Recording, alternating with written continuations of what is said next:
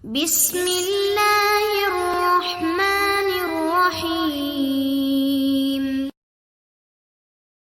ہوں یعنی مثال کے طور پر میں اگر کہوں کہ یہ ٹیبل بہت اچھی ایتھلیٹ ہے تو آپ میرے اس جملے کو ایبسرڈ قرار دیں گے یا نہیں؟ جی بالکل. یہ جملہ ایبسرڈ ہے نا. اور بالکل. کہ ٹیبل ایتھلیٹ کیسے ہو سکتی ہے؟ تو اس کی وجہ کیا ہے؟ میں نے یہ ایک مہمل جملہ کیوں بولا؟ اس لیے بولا کہ مجھے ٹیبل کی ذات کی معرفت نہیں تھی. میں مثال کے طور پر ٹیبل کو بھی کسی انسان کی طرح سمجھ رہا تھا. تو آپ صفات کو کسی بھی ہستی پر اپلائی جب کرتے ہیں تو لامحالہ اس ہستی کے بارے میں آپ کو پتہ ہونا چاہیے کہ وہ ہے کیا، تبھی صفات اپلائی ہوں گی. اور ذات خدا کیا ہے؟ مجہول مطلق ہے. مجہول مطلق کا مطلب یہ ہے کہ ذات خدا کے بارے میں کوئی کبھی بھی نہیں جان سکتا کہ اس کی حقیقت کیا ہے. تو بات واضح ہو رہی ہے کہ اگر ذات خدا کی بات ہوگی تو وہاں پر صفات کا اپلیکیشن سینسبل نہیں ہے، اس میں غلطی آ جائے گی، گڑبڑ ہو جائے گی. اور ایک لحاظ سے مطلب وہ گڑبڑ شرک یوں بن جائے گی کہ ہم جیسا اپنے آپ کو جانتے یا سمجھتے یا دیگر مخلوقات کو جانتے اور سمجھتے ہیں وہی چیز ہم نے اٹھا کر ذات خدا پر اپلائی کر دی. تو یہ ڈیفینیٹلی غلط ہے. اور اس بارے میں امیر المومنین علیہ السلام کا وہ جملہ بھی ہے نہج البلاغہ خطبہ اول میں کہ کمال توحید کیا ہے؟ نفی صفات عنہ، کہ ذات خدا سے صفات کی نفی کی جائے. لیکن جب آپ عالم امکان میں آتے ہیں، مخلوقات میں آتے ہیں، تو مخلوقات کا جو سسٹم ہے وہ تمام کا تمام خدا کی مشیت اور اذن کے ذریعے سے چل رہا ہے. تو خدا کی مشیت اور اذن اپنے آپ کو جس طریقے سے ظاہر کرتی ہے عالم خلقت میں، اب یہ ذات خدا کی بات نہیں ہو رہی، عالم خلقت میں، تو وہ مختلف ایسپیکٹس صفات خدا کو بتاتے ہیں اور اس کا تعین کرتے ہیں. تو اس مقام پر کوئی غلطی نہیں ہے، یعنی کہ یہاں پر اگر آپ صفات کو ہٹا دیں تو ظاہر ہے آپ کو سمجھ ہی میں نہیں آئے گا کچھ بھی. یعنی جو بسم اللہ الرحمن الرحیم ہے یا جی تیسری آیت ہے وہ ذات خدا نہیں ہے بلکہ وہ جو اس کی لوگوں سے جو تعلق ہے جو سب کچھ ہے انہیں اسی صرف کو لوگ بیان کر نہیں، رہا ہے. پورا مخلوقات. عالم امکان، مخلوقات. ٹھیک ہے، یعنی اسفل السافلین سے لے کر اعلی علیین تک، فرش سے لے کر عرش تک. لوگ تو بہت ہی ذرا سا اس میں پارٹ رکھتے ہیں. ٹھیک. تمام مخلوقات میں تمام فرش سے چیز. عرش تک جو بھی نظام زندگی ہے وہ خدا کے اذن اور مشیت سے جاری ہے. ٹھیک. اور جی سر. اگر خدا اس کے ساتھ انٹریکٹ نہ کرے، ان تمام اشیاء کے ساتھ مشیت الہی شامل نہ ہو ان کی زندگیوں میں، تو کوئی بھی نہ زندہ رہ سکتا ہے نہ باقی رہ سکتا ہے. تو وہاں پر جس طریقے سے خدا کا ایکشن اور انٹریکشن ہے وہ صفات خدا ہیں، وہ افعال خدا ہیں، وہ اسماء الہی ہیں.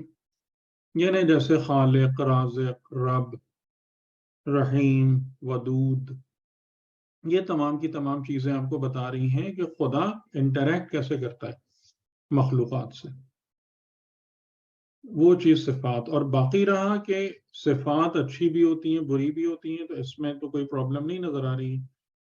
اور اسی بنا پر جو علم کلام میں یعنی صفات کو ثبوتیہ اور سلبیہ میں ڈیوائڈ کیا گیا کہ صفات کے حوالے سے کچھ صفات وہ ہوتی ہیں کہ جو خدا میں موجود ہیں اور ہونا چاہیے، اور اس کے برعکس کچھ صفات وہ ہیں کہ جو خدا میں موجود نہیں ہونا چاہیے.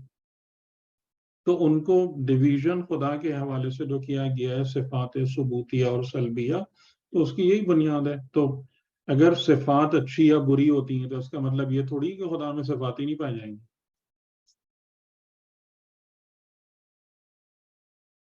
جی جی سر. Thank you. آپ کو سلامت رکھے. جی شہزاد صاحب کچھ کہہ رہے تھے. ہاں میرا ایک کنفیوژن جو تھی وہ تو اس جو ابھی آپ نے بتایا اس سے تھوڑی بہت چینج ہوئی، کیونکہ مجھے بھی تھوڑا سا صفات کے حساب سے کچھ کنفیوژن تھی، مطلب ابھی کلیئر ہوئی ہے کہ بھائی نہیں وہ صرف مشکل ہے، یہ بحث مشکل مشکل ہے تو مجھے پتا مشکل ہے ہے. مطلب مشکل. یہ ہے کہ یہ وہ صفات جو بھی، جیسے ایک دفعہ آپ نے کہا تھا کہ 99 جو صفات بیان کی گئی ہیں وہ صرف انسان کو بتائی گئی ہیں کہ تم بھی یعنی کہ وہ تمہارا سب تعلق نہیں ایسے ہے، ہونا چاہیے.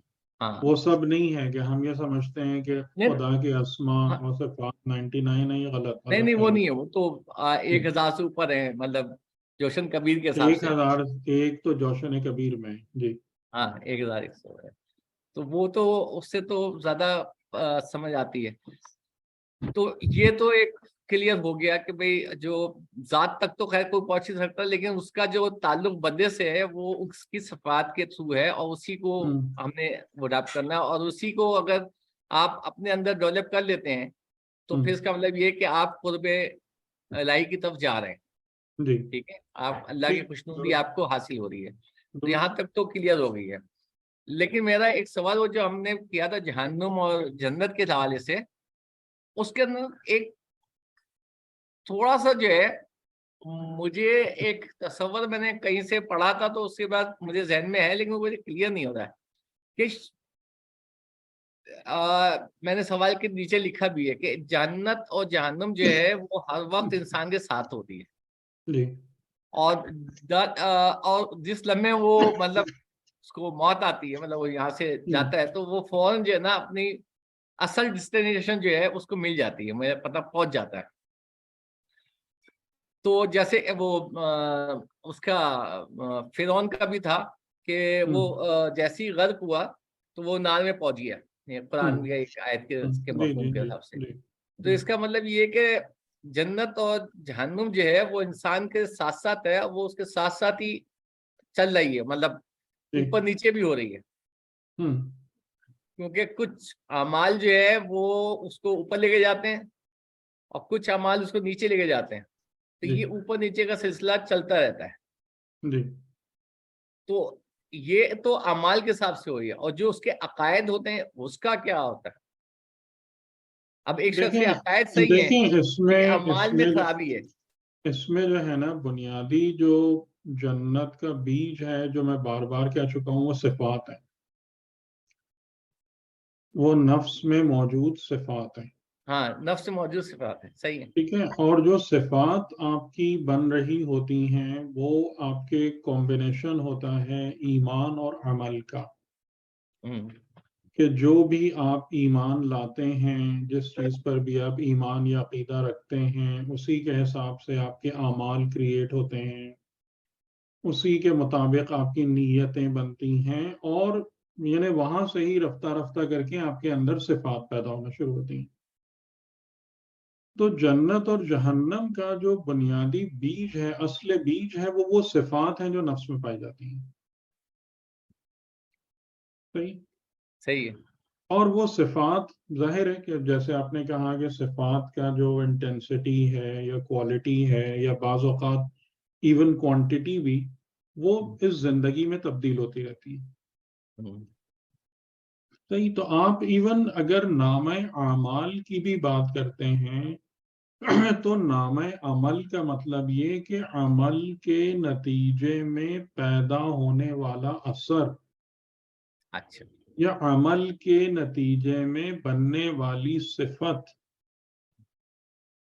ٹھیک ہے، یعنی کہ اگر کوئی ملائکہ ہمارے نامہ اعمال لکھ رہے ہیں تو وہ یہ لکھ کے آپ کے خیال میں کیا فارغ ہو جاتے ہیں کہ اس نے اس وقت ظہر کی نماز پڑھ لی، عصر کی نماز پڑھ لی، بس آ گیا نامہ عمل، اور اس کے اگینسٹ اس کو اتنے کریڈٹ پوائنٹس مل گئے؟ آپ کے خیال میں نامہ اعمال ایسے بن رہے ہیں؟ نہیں، نامہ اعمال تو نیتوں کے ساتھ بھی بنتا ہے نا. کہ نامہ عمل کا مطلب جو ہے کہ یہ عمل جو انجام دیا گیا، اس میں نیت کیا تھی، کس صفت سے یہ عمل برآمد ہو رہا تھا، اور اس عمل کے نتیجے میں صفات پر کیا اثر پڑا. ٹھیک ہے, یہ نام ہے عمل, یہ نام ہے عمل ہے, اس کی ظاہری شکل و صورت تھوڑی ہے, ورنہ تو ہر منافق جو ہے پتہ نہیں اس کے نام عمل میں کتنی نیکیاں لکھی ہوں گی. لیکن ایک چیز اور بھی ہے کہ کچھ اعمال ایسے ہوتے ہیں, مطلب جو میں اس میں بھی پڑھ رہا تھا, دعائے کمیل کو بھی تھوڑا سا کر رہا تھا, تو اس میں بھی حضرت علی مولا علی کے کچھ کلامات ہیں کہ کچھ اعمال ایسے, میرے کچھ اعمال ایسے جو کہ جو کاتب الکاتبین ہیں ان سے بھی چھپے رہتے ہیں, تو ان کو بھی جانتا ہے, جو ان لوگوں سے جن کو تم نے ہمارے پاس بنایا ہے, مطلب جو نگہبان ہیں ہمارے, ان سے بھی چھپے ہوتے ہیں جو تو اس کو بھی جانتا ہے. تو کچھ ایسے ہمارے جو ان سے بھی چھپے ہوتے تھے صرف اللہ ہی جانتا ہے. وہ تو نیت کی بات ہو سکتا ہے اس میں یعنی دو احتمالات آ سکتے ہیں کہ یا تو یعنی جو آپ کے قلب کے اندر ہے وہ کرامن کاتبین کے سامنے نہیں آتا, ڈائریکٹلی نہیں ہے, ٹھیک ہے. اور بعض اوقات یہ بات بھی ہے, یعنی اس قسم کے بھی چیزیں موجود ہیں کہ انسان کی کافی ساری چیزیں ایسی ہوتی ہیں نا جو بالکل پرائیویٹ نوعیت کی ہوتی ہیں, تو یہ بھی ایک لحاظ سے امکان موجود ہے کہ وہاں پر بھی ان کی نظر شاید نہ پڑے. اچھا یا اس کو بھی خدا نے روکا ہو. ٹھیک. سر السلام علیکم سر, یہ تو ہوتا ہے یعنی وہ کرامن کاتبین جو ہیں وہ ہماری نیت سے واقف نہیں ہوتے, ہماری نیتوں سے تو واقف نہیں ہوتے نا, وہ تو ہمارے ظاہری کاموں کو دیکھتے نہیں تو وہ پھر عمل میں لکھ کیا رہے ہیں؟ میں یہی تو سوال پوچھ رہا ہوں کہ وہ لکھ کیا رہے ہیں, کیا چیز لکھ رہے ہیں کہ انہوں نے اتنے رکعت نماز پڑھ لی, اتنے روزے رکھ لیے, اتنے زیارتیں کر لی, یہ لکھ رہے ہیں؟ ہاں یہ تو اس میں بات ہے. اگر عمل کی نامہ عمل میں عمل کی حقیقت درج ہو رہی ہے, جیسے میں نے بتایا کہ عمل کی حقیقت 3 چیزوں پر مبنی ہے کہ وہ نیت کیا تھی جس کے تحت عمل ہوا, وہ صفت کون سی تھی کہ جس سے یہ عمل نکلا, اور اس عمل کے انجام دینے کے بعد انسان کے نفس پر کیا اثر قائم ہوا, یا ان صفات پر جو نفس میں موجود تھیں ان میں کیا تبدیلی اونچ نیچ واقع ہوئی. اصل عمل یہ ہے, یا عمل کا مطلب یہ ہے کہ انہوں نے اتنی رکعتیں پڑھ لی, انہوں نے اتنے روزے رکھ لیے, یا اتنے حج کے طواف کر لیے. اور اگر خالی یہ سب باتیں لکھی جا رہی ہیں تو پھر تو منافقین کو کوئی جہنم میں بھیج ہی نہیں سکتا.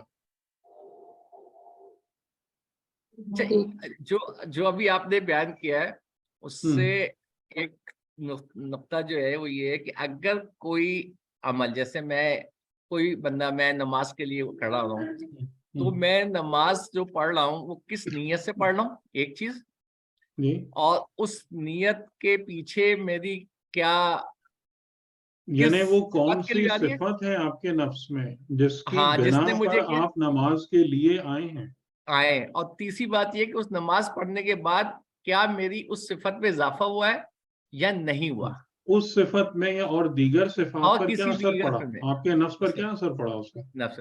تو یہ 3 چیزیں کاؤنٹ ہوں گی کسی بھی چیز کی. مینلی یہ ہے آپ کا نام ہے عمل. یہ ٹھیک. اور اسی بنا پر آپ بہت سارے لوگوں کو دیکھتے نہیں ہیں 30-40 سال نماز پڑھتے ہیں, مسجد میں جاتے ہیں, جماعت میں شریک ہوتے ہیں, اور انہیں ایون بندگی کا نہیں پتا کہ بندگی کیا ہوتی ہے. یا اسی طریقے سے بہت سارے لوگ ہیں کہ جو 30-40 سال امام حسین کے نام پر مجلسیں اٹینڈ بھی کرتے ہیں, خود بھی کراتے ہیں, اور امام حسین علیہ السلام کے پیغام یا ائمہ علیہ السلام کی جو بنیادی معرفت ہے وہ ان کے پاس نہیں ہوتی. نہیں, صحیح. ٹھیک ہے, یعنی کہ وہ ائمہ کو خالی شیعہ ورسز سنی کے پیرائے میں دیکھ رہے ہوتے ہیں اور اس سے زیادہ کچھ بھی نہیں جانتے.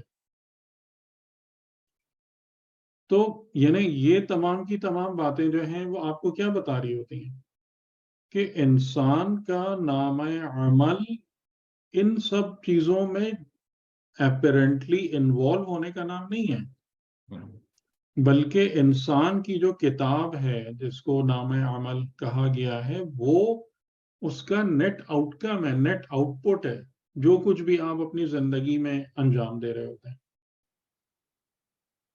تو یہ، اور اسی بنا پر آپ مجھے بتائیں کہ عالم کیا کام کرتا ہے؟ عالم کیا کرتا ہے عالم اعمال میں سے؟ اعمال میں سے عالم کا تو میں سمجھا نہیں تھوڑا سا. نہیں مطلب ہمارے پاس عمل ہے نا، عمل کا حساب ہم لگاتے ہیں کہ جی آپ نے یہ کیا، ادھر ہاں گئے، ہاں اچھا نہیں اتنا ٹائم یہ کیا. عالم کیا، عالم کا عمل کیا ہے؟ عالم کا عمل تو وہ جو غور و فکر اور تحقیق اور جو ہے وہی ہے نا. جی بتائیں، اور بھی بتائیں، عالم کا عمل کیا ہے؟ عالم کا عمل علم سکھاتا ہے اور لوگوں کو علم کے قریب لاتا ہے. نہیں، اس سے پہلے اس سے پہلے خود حاصل کرتا ہے. ٹھیک ہے، مطلب ان اعمال میں سے تو کوئی خاص کام وہ نہیں کر رہا ہوتا نا. نہیں نہیں کر رہا تھا. یعنی اس کے ظاہری ہاتھ پیر ہلانے والے تو چیزیں نہیں ہیں اس میں، لیکن اس کی سب سے زیادہ فضیلت کیوں ہے؟ یعنی کہ عالم کا جو ایون مجاہدین فی سبیل اللہ اور مقتولین فی سبیل اللہ پر بھی عالم افضل کیوں ہے، جو عالم ربانی ہے؟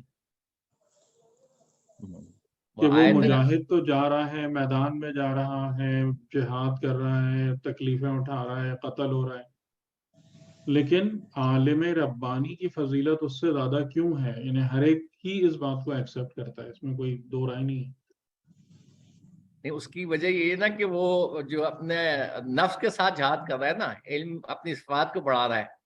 تو اس کا مطلب یہی ہے نا کہ اصل اہمیت کس کی ہے؟ آپ اس سے سمجھیں کہ اصل اہمیت ہاتھ پیر ہلانے کی ہے، ہاتھ پیر سے کام کرنے کی ہے، یا اپنے نفس کی صفات اور اس کے اندر موجود جو بھی احوال اور کیفیات ہیں ان کو ترقی دینے کی ہے؟ ان کو ترقی دینے کی. ہاں، اصل چیز تو وہی ہے نفس کی. تو یہاں سے آپ سمجھیں کہ خدا کی بارگاہ میں نامہ عمل یا اعمال کا حساب کس کو کہتے ہیں. ہاں صحیح ہے. ورنہ آپ کیا بھائی، تم تو صبح سے شام تک کتاب لے کے بیٹھے رہتے ہو، تم نے کون سا تیر مارا ہے؟ صحیح. صحیح. تو یہ سب باتیں سمجھنے کی ہیں، یہ امپورٹنٹ ہیں، اور کیونکہ مطلب ہم ان باتوں پہ غور نہیں کرتے، اس لیے ہمارے جو کنکلوژنز ہیں زندگی میں وہ زیادہ تر غلط ہیں، انہیں ہم غلط نتیجے نکال رہے ہوتے ہیں. ہاں مطلب بہت ساری چیزیں ہم سنتے ہیں اور بس سنتے ہیں، سمجھتے نہیں ہیں. وہ جو ہے نا کہ بس سنتے ہیں اور بس سمجھتے نہیں ہیں، کچھ آگے پڑھ جاتے ہیں ایک ہی چیز کو. جی یہی ہو رہا ہے. بلکہ میرا خیال ہے ہم زیادہ تر کے ساتھ تقریباً یہی پرابلم ہے ہمارے پاس الفاظ موجود ہیں جی کہ معنی نہیں ہے. ٹھیک ہے نا؟ ٹھیک. تو جب مطلب بھی وہ آپ اپنے عمل کا حساب رکھیں تو وہ حساب رکھیں کہ جو میٹر کرتا ہے. ہاں ٹھیک ہے، عمل کے حساب میں ہم خالی کہتے ہیں کہ ہم نے اتنی نمازیں پڑھ لیں، اتنی زیارتیں کر لیں، اتنا سب کچھ کر لیا اور یہ سب چیزیں، تو وہ اس کے کاؤنٹر میں تو بہت ساری مثالیں موجود ہیں کہ جو علماء دے بھی رہے ہوتے ہیں کہ یعنی اہل بیت کے دشمنوں نے بھی ان کی تعریفیں کی ہیں. تو خالی تعریف کرنا یا قصیدہ پڑھنا اگر کافی بات ہوتی تو ان کی بھی بخشش ہو جاتی.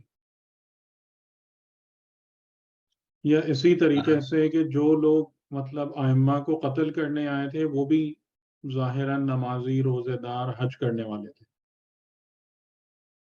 تو اگر ظاہراً ان اعمال کو انجام دینے سے انسان کی نجات پاسبل ہے، اررسپیکٹیو آف کہ وہ اس کی لائف کی ڈائریکشن، ولایت، توحید، ان سب چیزوں میں کچھ بھی ہو رہا ہو، بس خالی یہ کر لیا اور آپ کے اکاؤنٹ میں نیکیاں آ گئیں، تو پھر تو مطلب وہ سب ظاہراً تو جہنم وغیرہ کا حساب ہی بند ہو جاتا ہے، پھر تو کسی کو کچھ مسئلہ ہی نہیں ہے. ہاں، وہ میں نے مجلس میں ایک جملہ سنا تھا کہ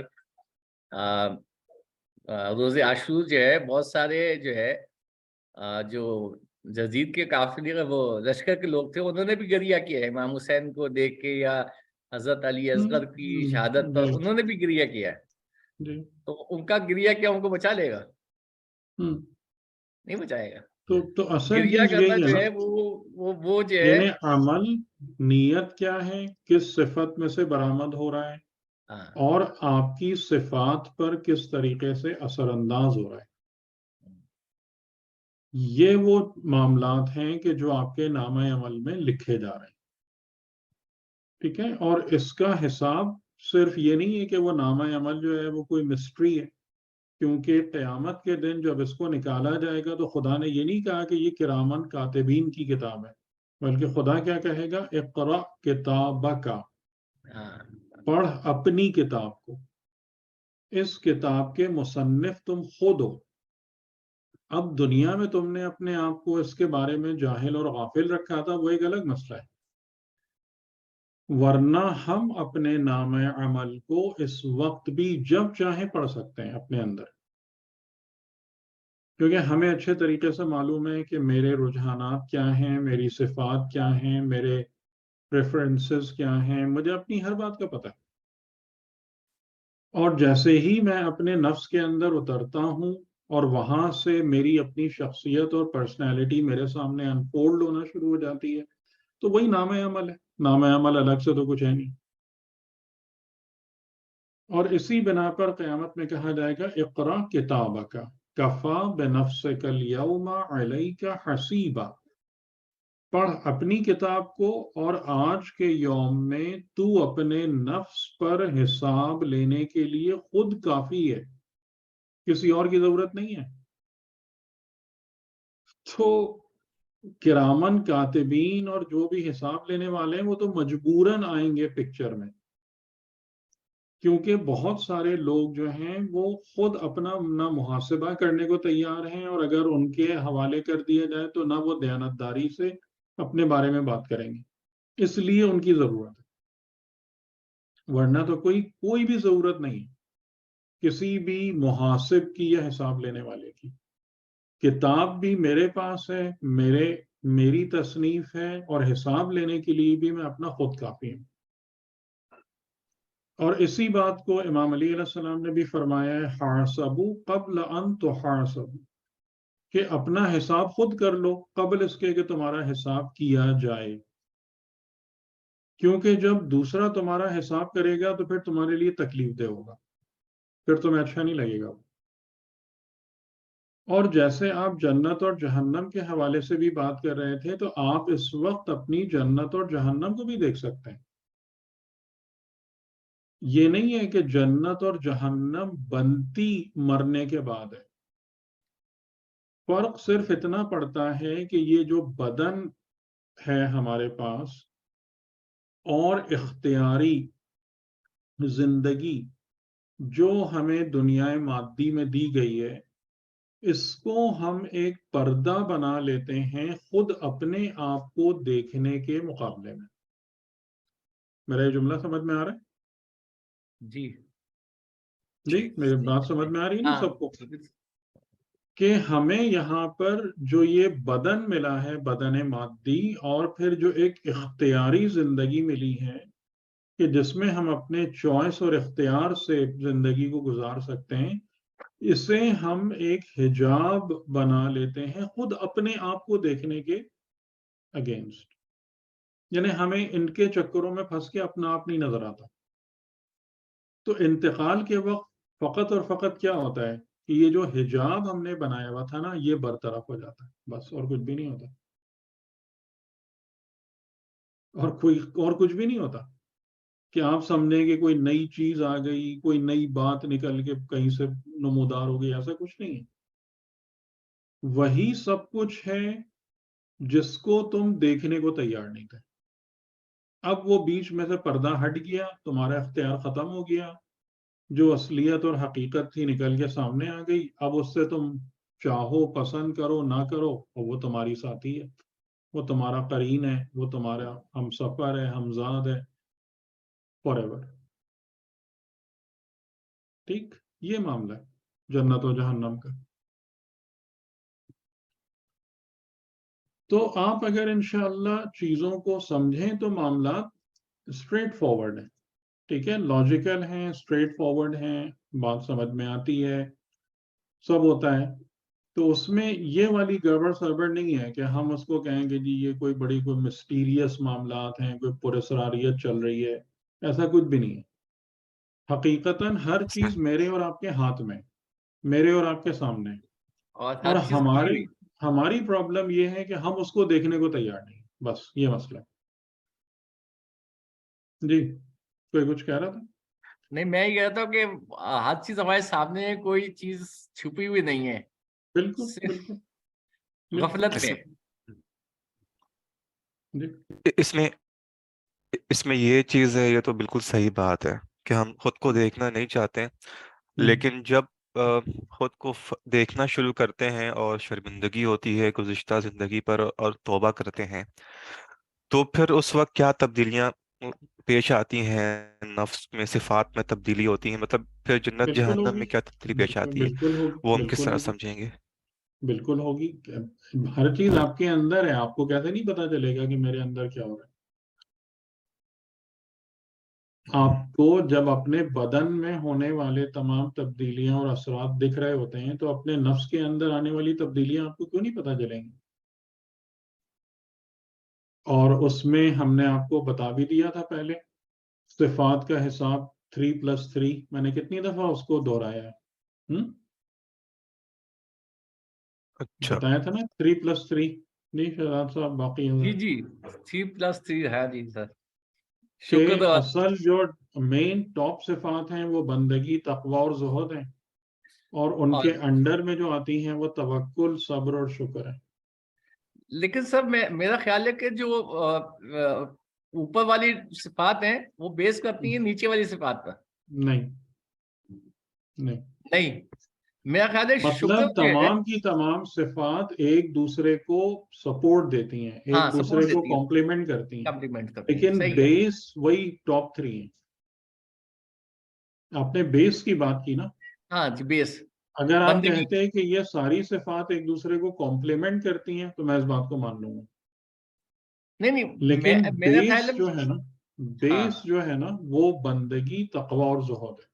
جی, یعنی باقی تمام صفات کا جو کمپلیکس ہے وہ ان 3 پر کھڑا ہوتا ہے. اگر بندگی میں کمزوری ہے, تقوی ٹھیکا ہے, زہد نہیں ہے, تو پھر باقی کچھ بھی صفات آپ میں نہیں بنے گی. اچھا, یعنی زہد کا مطلب کیا ہوا کہ زہد کا مطلب ہے کہ انسان کا قلب جو ہے وہ محبت دنیا سے, رغبت دنیا سے بے نیاز ہو جائے. یاد ہو جائے. ہاں ٹھیک. ٹھیک ہے, اگر یہ والی صفت آپ کے اندر نہیں ہوگی, آپ میں توکل کہاں سے پیدا ہوگا بتائیے؟ ٹھیک ہے, صحیح. آپ سوچیں اس بات کو کہ اگر آپ کے اندر رغبت دنیا موجود ہے, دنیا کی محبت, دنیا کے اثرات آپ کو دوڑائے پھرتے ہیں, آپ توکل کہاں سے کریں گے؟ صحیح صحیح. ٹھیک, تو بیس وہی 3 ہے. 3+3.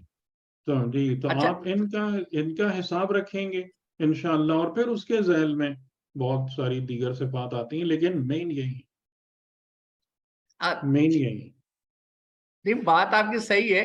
میں یہ کہنا چاہتا تھا کہ جگہ اگر ہم اس صفات میں جو بندگی اور زہد اور تقوی ہے, اس میں جب ہم سفر شروع کرتے ہیں ٹھیک, تو ہمارا سفر جو شروع ہوتا ہے وہ میرا خیال ہے شکر, توکل اور صبر سے ہوتا ہے. نہیں نہیں, آپ کو جو عبادات کا نظام دیا گیا ہے اس میں صبر, شکر اور توکل نہیں ہے ڈائریکٹلی انوالو. یہ اس بھی میں نے چیزوں آپ کو نہیں بتایا ہے. تھا, نہیں, میں نے بھی اس آپ میں کو نہیں ہے. بتایا تھا کہ نماز صفت بندگی سے ریلیٹ کرتی ہے, ٹھیک ہے, روزہ اور حج صفت تقوی سے کنیکٹ ہے, اور جتنی بھی انفاقی عبادات ہیں, وہ زہد زکوٰۃ سے, اور جہاد, وہ زہد سے ریلیٹ کرتی ہیں. وہ زہد سے. یہ تو آپ نے بتایا تھا, تو اس کا جی, مطلب تو یہ کہ آپ اگر عبادات کے نظام کو دیکھیں گے کہ جو ہمارے ہاتھ میں موجود ہے, تو عبادات کا نظام وہ انہی 3 صفات کو پیدا کرانے اور اسٹرینتھن کرنے کا باعث ہے. اچھا, تو بیس وہی بیس ہے, وہی ہاں, فاؤنڈیشن ہے. वही तो मतलब फंडामेंटल ये है है इसका। कि जी। जो मतलब हमारा जो कहना चाहिए कि जिस रास्ते पे हमने चलना है, तो ये है कि जी। इन 3 चीजों को इबादत से ही हमने हासिल करना है, और हाँ, तो वही इबादत पूरा जितनी यानी खालिश होती जो जाएंगी वो दीन है, डेवलप रहेंगी। दीन है उसने आपको पूरा पैकेज बना के दिया है ना, हाँ ठीक है, दीन ने पूरा पैकेज दे दिया। दीन ने ठीक आपको पूरा पैकेज बना के दिया। ठीक ठीक ठीक है, ये पैकेज बन गई है। सही जी। सही है। यानी मतलब ये जो है ना, उस सूरह बकरा की जो है वो पहली 5 आयतें हो गई। हाँ, यानी उसको आप जो चाहे समझ लें, हाँ, वो यानी जो कि टाइम ये ईमान के बाद का मरहला है। जी ईमान की बात कर रहे हैं। ठीक, बिल्कुल। कि ईमान के बाद जब आप मरहले अमल में आते हैं, तो अमल का बुनियादी फायदा क्या है? सिफात का पैदा करना। और अगर अमल के नतीजे में सिफात नहीं बन रही हैं, तो वो अमल ज़ाया और बर्बाद है। ठीक है, ठीक, सही। और यानी इसमें ईमान ये के लिए, जी, जी सॉरी मैं बात पूरी नहीं कर नहीं लूँ, नहीं, ईमान आप के बात लिए, करें। ईमान के लिए जो मेन रिक्वायरमेंट है वो मारिफत और तज़किया नफ्स है। हाँ, सही है, ये मार्फत सारी और बातें मैं आपको याद दिला रहा हूँ जो हाँ, ये इतनी दफा बिल्कुल ही बताई बात हैं। चीज नहीं। हमारा नेट जो है वो तो मार्फत और तज़किया नफ्स है। ईमान आपका बगैर मारिफत और तज़किये के नहीं बिल्ड होगा। नहीं होता। ठीक है, यानी तज़किये में खास तौर से अब आप ये सवाल कर सकते हैं कि भाई तज़किया खुद सिफात है, तो सिफात जब आमाल से आ रही हैं, लेकिन तज़किये के अंदर जो है, आपको शायद याद हो हमने ये बात बताई थी कि नंबर 1 जो स्टेप है ना तज़किये में, वो सदाकत और अमानत। जी, सदाकत है। ठीक, आप बताइए। सादिक और अमीन वाली चीज जो है ना, वो नंबर 1 है कि जब तक इंसान खुद अपने आप के साथ सच्चा और दयानतदार नहीं होता, उसको खुदा की तरफ से ईमान का तोहफा नहीं मिलेगा। बिल्कुल ठीक सही बात है, बिल्कुल ठीक। तो ईमान के लिए आपको मारिफत और तज़किये की ज़रूरत है। मतलब तज़किया वो इब्तदाई तज़किया जो है, फिर आप जैसे जैसे अपने अमल के मरहले में बढ़ते जाएंगे, आपका तज़किया स्ट्रांग होता चला जाएगा। यानी कि वो आपकी जो सिफात का पूरा हिसाब है, आपका खुल्क है, आपका अखलाक है, वो बुलंद होता चला जाएगा। सही जी। अफरोज साहब आप कुछ कह रहे थे। जी, जैसे बताया कि बंदगी के लिए नमाज और तकवा के लिए रोज़ा, हज वगैरह। रोजा और हज। ठीक। तो बंदगी के लिए हम तो नमाज पढ़ते हैं, जो भी है, हालांकि नमाज लेकिन पढ़ने वाली चीज हाँ ही नहीं है। इसीलिए इसीलिए ये सवाल था कि हमें तो मतलब कैसे पता चलेगा कि हम हमारी बंदगी में कोई इजाफा हुआ है या बंदगी है या नहीं है। हमें तो कुछ समझ नहीं आता है नॉर्मली, जब जो हम बंदगी का नमाज। मतलब यही होता है ना कि बंदगी की जो तारीफ है वो यही है कि खुदा के साथ जो लिंक और कनेक्शन बिल्ड होता है, वो बंदगी है। बंदगी गुलामी का नाम नहीं है। मतलब जैसे हमारे सेंस में स्लेवरी को हम इक्वेट कर देते हैं बंदगी से, तो वो स्लेवरी बंदगी नहीं है। बंदगी खुदा से कनेक्ट होने का नाम है। जिसकी मैंने एक मिसाल ली थी कि जो बंदा हकीकी होता है, वो खुदा के साथ एक सुपर कंडक्टिंग लिंक के जरिए से कनेक्ट होता है। इन सुपर कंडक्टिंग लिंक का मतलब है कि जो वायर, जो कनेक्शन है उसके और खुदा के दरमियान, उसमें रेजिस्टेंस कम से कम पाई जाती है। तो मशीयत इलाही जो है ना, अनहिंडर्ड विदाउट रेजिस्टेंस खुदा से बंदे में फ्लो करती है। यानी जो जैसे मासूम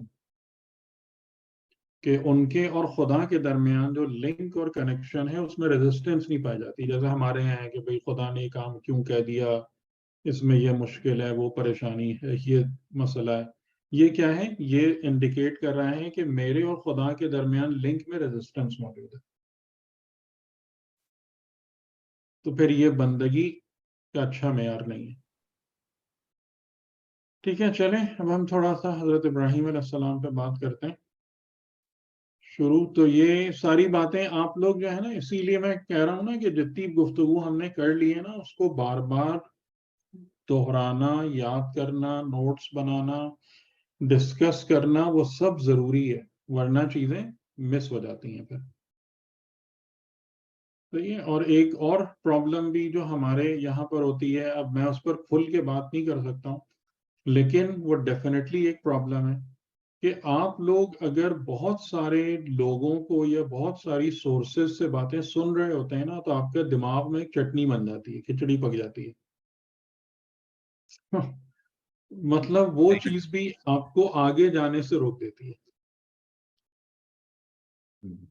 اس کا بھی آپ کو خیال رکھنا ہے. میں بار بار یہ بات کہتا ہوں کہ جس سورس سے آپ پہلے اچھے طریقے سے دیکھ لیں کہ جہاں سے آپ کو آپ کے فائدے مند انفارمیشن اور گائیڈنس اور ڈائریکشن مل رہی ہے، تو آپ پھر فلی ڈیڈیکیٹ اور کمٹ ہو کر اس کے ساتھ اپنا ایک راستہ طے کریں، تبھی کچھ بن پائیں گے. ورنہ یہ جو ہمارا حال ہے نا کہ ہم 50 لوگوں سے باتیں سن رہے ہوتے ہیں، اور کوئی کچھ کہہ رہا ہوتا ہے، کوئی کچھ کہہ رہا ہوتا ہے، اور پھر ہمارے دماغ میں وہ سب چیزیں ٹکرا رہی ہوتی ہیں اور ایک بھی نظریہ ہمارا ڈھنگ سے نہیں بن پاتا. یہ خود ہمارا اپنے آپ پر ایک بڑا ظلم ہے. بسم اللہ الرحمن الرحیم. حضرت ابراہیم علیہ السلام جیسے آپ کے علم میں ہے کہ یعنی اگر آپ اہمیت کے حوالے سے دیکھیں، عظمت کے حوالے سے دیکھیں، تو تمام تاریخ نبوت و رسالت میں حضرت ابراہیم علیہ السلام جو ہیں وہ ایک بہت خاص مقام رکھتے ہیں. یعنی بہت اسپیشل اور ایک ایکسکلوسیو درجہ ہے آپ کا انبیاء اور رسل میں. اور یہ چیز جا بجا مطلب قرآنی آیتوں سے اور قرآنی آیتوں کے مطالعے سے یہ بات بہت اچھے طریقے سے واضح اور ظاہر ہوتی ہے. اور حضرت ابراہیم علیہ السلام وہ شخصیت ہیں، اور مطلب آپ کے بیٹے اسماعیل کے، جن کو رسول خدا نے باقاعدہ اپنا باپ کہہ کر یاد کیا ہے اپنے باپ کے حوالے سے. اور ویسے نسلاً بھی ذریتاً بھی آپ ان کی ذریت میں سے ہیں، لیکن ویسے خالی ظاہری ذریت کی بنا پر نبی یا امام کسی کو اپنا باپ نہیں کہتے، بلکہ وہ ایک حقیقت ہوتی ہے کہ جس کی بنا پر وہ اس رشتے کو قائم کرتے ہیں یا بیان کرتے ہیں. تو حضرت ابراہیم علیہ السلام کے فضائل بہت زیادہ ہیں. آپ کی عظمت، آپ کی برکت، آپ کی کرامت جو ہے وہ ہے. اور اس سے ایک بہت بڑی فضیلت کہ رسول خدا کو کہا گیا کہ اتبعوا ملت ابراہیم حنیفہ، یعنی رسول خدا کو کہا گیا کہ ملت ابراہیم حنیف کی اتباع کرو. رسول کو خدا کہہ رہا ہے کہ یعنی کہ جو سنت اور جو طریقے ابراہیم علیہ السلام نے جن سنتوں کی بنیاد پر ایک ملت بنائی تھی، ایک قوم کا نظام، حالانکہ حضرت ابراہیم کی کوئی قوم نہیں تھی، یہ آپ کو پتہ ہونا چاہیے، ان کی کوئی قوم نہیں تھی، کچھ بھی نہیں تھا. انہوں نے اپنی پوری زندگی جو گزاری ہے وہ اپنی فیملی میں گزاری. انہوں نے کسی بھی قوم میں مثل ہود اور صالح اور نوح اور لوط تبلیغ نہیں کی ہے کسی قوم میں جا کے. لیکن اس کے باوجود حضرت ابراہیم علیہ السلام کی سیرت مبارکہ کو قرآن کہہ رہا ہے ملت، حضرت ابراہیم کو کہہ رہا ہے امت. خود حضرت ابراہیم کو قرآن نے امت کہا ہے، انہ کان امتن قانتن للہ، کہ جو کمپلیٹلی ڈیووٹڈ تھے، کمیٹڈ تھے خدا کے لیے. ابراہیم، ذات ابراہیم ایک امت تھی، اور سنت ابراہیمی جو ہے وہ ایک ملت ہے. ملت کا مطلب کیا کہ ان سنتوں کی بنا پر آپ ایک قوم بنا سکتے ہیں. اور رسول کو کس بات کی ہدایت کی گئی کہ اس سنت کو لو اور اس پر اپنے قوم کی تعمیر کرو، ان سنتوں پر، اس ملت ابراہیمی پر. یہ ایک گفتگو. اور سورہ حج کے آخر میں کہ جہاں پر مسلمانوں سے خطاب ہوتے ہوئے کہ بل ہوا سماکم المسلمین، کہ خدا نے تمہارا نام مسلم رکھا ہے. اور یہ مسلم کون ہے؟ ملت ابیکم ابراہیم، یہ تمہارے باپ ابراہیم کی ملت اور قوم. ٹھیک ہے، تو اس کا مطلب یہ ہے کہ ہم ڈائریکٹلی حضرت ابراہیم علیہ السلام سے کنیکٹ ہیں. جو دین اسلام وجود میں آیا ہے وہ ملت ابراہیمی، سنن ابراہیمی کے ساتھ وجود میں آیا ہے. اور یہی وہ تمام کی تمام چیز ہے کہ جو ایک مومن کو، اور یہ والا اسپیکٹ جو ہے نا، یہ بھی نعوذ باللہ ہمارے یہاں سے بہت مسنگ ہو گیا ہے. اور اس میں بعض ہمارے مقررین اور خطبہ جو ہیں بڑے ہی نیگیٹو رول پلے کر رہے ہوتے ہیں کہ قرآن نے بار بار اس بات کی فرمائش کی ہے کہ نظام نبوت و رسالت ایک حقیقت ہے. انبیاء الگ الگ قوموں کو کریٹ کرنے کے لیے نہیں آئے تھے، کہ جو جہالت کی باتیں یہ جیوز اور کرسچنز بھی اکثر کر رہے ہوتے ہیں. انبیاء کی جو ملت ہے، امتکم امتم واحدتن، یہ ایک امت ہے. اور اصولاً انبیاء کے پیروکاروں کو بھی ایک امت ہونا چاہیے، ایک ملت ہونا چاہیے. یہ کوئی الگ الگ چیز نہیں ہے کہ جس میں جو ہے ہم حضرت ابراہیم کو الگ ایک پرسنالٹی کے طور پر لے آئیں، حضرت یعقوب کو الگ لے آئیں، اور حضرت عیسیٰ اور موسیٰ کو الگ الگ شخصیتوں کے طور پر پیش کریں، جیسے ہمارے یہاں بعض اوقات کہ کمپیریزن کرنا شروع ہو جاتے ہیں. یہ کوئی فکر قرآنی سے ہم آہنگی نہیں ہے، بلکہ خدا کی طرف سے بھیجا جانے والا نظام ہدایت، ولایت، جس نے اپنے آپ کو کبھی انبیاء کے ذریعے سے ظاہر کیا، کبھی رسل، کبھی اوصیاء پیغمبران. یہ ایک نظام ہے. اور حقیقی مومن وہ ہے کہ جو اس نظام کی وحدت کو جانتا ہے اور اس وحدت نظام ولایت، یہ نظام ولایت یہ حضرت آدم سے لے کے امام زمان علیہ السلام تک یہ ایک نظام ولایت ہے. جو اس کو جانتا ہے، اس کے تقاضوں کو پہچانتا ہے، اس کے ساتھ کما حقہ مربوط ہو پاتا ہے، وہ کون ہے؟ سورہ حدید کی آیت میں آپ دیکھیے گا کہ جو اللہ اور اس کے رسولوں پر ایمان لاتے ہیں، خدا کی نظر میں وہی صدیق ہیں، وہی شہید ہیں. آپ سورہ حدید کی آیت میں دیکھیے گا 17 یا 18 میں یہ جملہ موجود ہے کہ خدا کی نظر میں صدیق اور شہید کون ہے؟ جو اللہ پر اور اس کے رسول، نہ کہ رسول، اس کے رسولوں پر ایمان لاتے ہیں. آپ کے اتنی سی بات ہوگی، بس یہ اتنی سی بات نہیں ہے، یہ آسان نہیں ہے. آپ دیکھ رہے ہیں بڑے بڑے جو لوگ علماء کے طور پر پیش ہوتے ہیں، وہ بھی اس نظام کی وحدت کو نہیں جان پاتے. ان کی نظر میں بھی پرسنالٹیز الگ الگ ایگزسٹ کرتی ہیں انبیاء کی. تو وہی صدیق ہیں، وہی شہید ہیں. ٹھیک، تو یہ کچھ یعنی بیک گراؤنڈ اس کا.